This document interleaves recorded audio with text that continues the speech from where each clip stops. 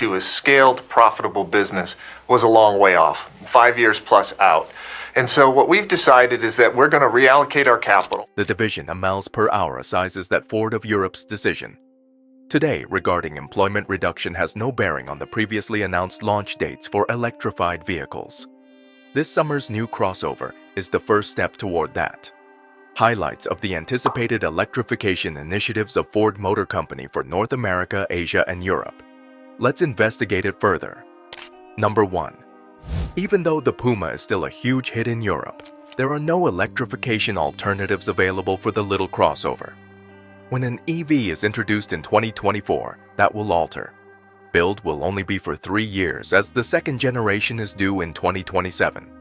That model should only run on electricity. Will Volkswagen's MEB architecture be used in the first of 2 SUVs to be called Explorer Sport?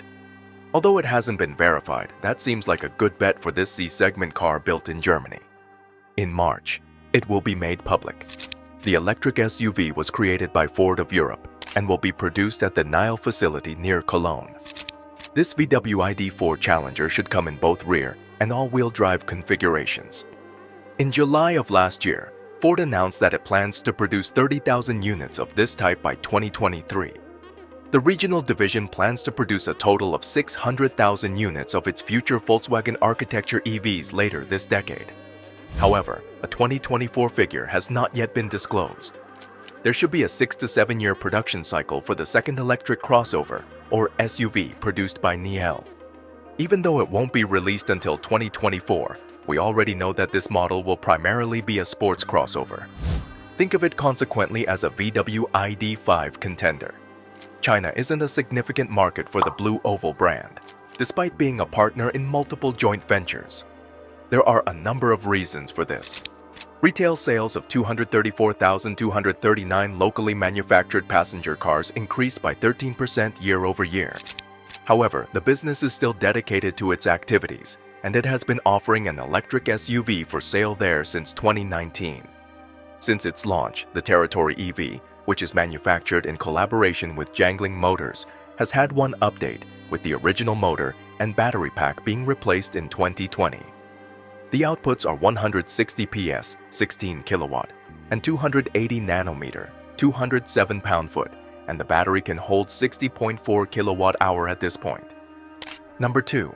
The Mustang Mach-E is doing well in the size range above the Territory EV and the 2 upcoming VW-based EVs. The crossover, which has been in production for more than 2 years, can now produce 200,000 units annually in the North American market, up from 60,000 units previously. Even though just 3,597 of the electric crossover were sold in 2022 compared to 39,458 in the US, it is still manufactured in China. By the end of 2024, each should get facelifts and new battery packs. CX733 is rumored to be the temporary code for the second-generation Mustang Mach-E.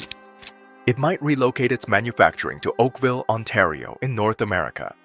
Production is expected to start in 2027 or 2028. Ford said in May 2021 that an electric Explorer would be available, but it did not specify when. It will be built on a new platform, though it is very possible that this evolved from the current RWD-AWD architecture known as CD6. Regarding the release dates, both of these SUVs ought to be available in 2025. The name of the plant is pending. It was supposed to be in Cuautitlan, Mexico, but Ford has already started to build much more space there for the Mustang Mach-E. The Oakville facility of Ford of Canada might be the new site. Number 3. Small trucks are making a comeback, and the 2024 Ford Maverick is at the heart of this rising trend, having made its way back onto our 10 best trucks and SUVs list this year. Based on its mechanicals, the Escape crossover fits into Ford's pickup truck lineup below the midsize Ranger. While it is not based on a truck basis like the F-150 and Ranger, it has a large payload and towing capacity. A turbocharged 2.0-liter 4-cylinder engine comes standard, as does front-wheel drive, although all-wheel drive and a fuel-efficient hybrid powertrain are also available. When correctly equipped, the Maverick can tow up to 4,000 pounds and accommodate up to 1,500 pounds of payload in its tiny bed. Its cabin is well designed, and most models include a generous list of features that make it feel more premium than its low price would suggest. The Maverick's hybrid powertrain is no longer the standard option. Starting with the 2024 model year, selecting the 191 horsepower hybrid configuration will increase the truck's price by $1,500. This year, the turbocharged 2.0-liter four-cylinder will be the de facto standard power plant paired with front-wheel drive. All-wheel drive will remain offered, but only with this engine. Number 4. Rather than starting with the Bronco Sport's turbocharged 3-cylinder engine as the base powertrain, Ford has installed a powerful 250 horsepower 2.0-liter four-cylinder and an 8-speed automated transmission. All-wheel drive is optional. A hybrid powertrain is available and comprises a 2.5-liter four-cylinder engine aided by an electric motor producing a combined 191 horsepower. This design simply includes front-wheel drive and a continuously variable automatic transmission, CVT. On the road, the Maverick seems downright snappy with the optional Turbo 4, reaching 60 miles per hour in 5.9 seconds on our test track. The hybrid powertrain is less peppy, taking 7.7 seconds to reach 60 miles per hour in our testing, but it does the job. Number 5. The new Capri, like its sister the new Ford Explorer, will compete directly with the Volkswagen ID.5, Volvo C40, and Peugeot E3008. These fresh spy pictures show it would resemble an elevated saloon rather than a coupe SUV akin to the Polestar 2, with a slew of bespoke design cues to distinguish it from the Explorer and maybe pay homage to its historic namesake. Already, the new EV has a distinct LED headlight design that resembles that of subsequent Caprice.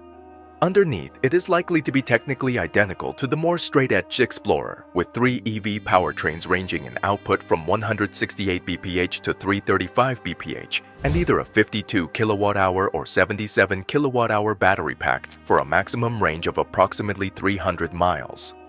Charging will occur at speeds of up to 170 kW. However, the Explorer has been delayed until mid-2024, due to the requirement to comply with new battery legislation that goes into force next year, meaning the two models may hit the market closer together than initially intended.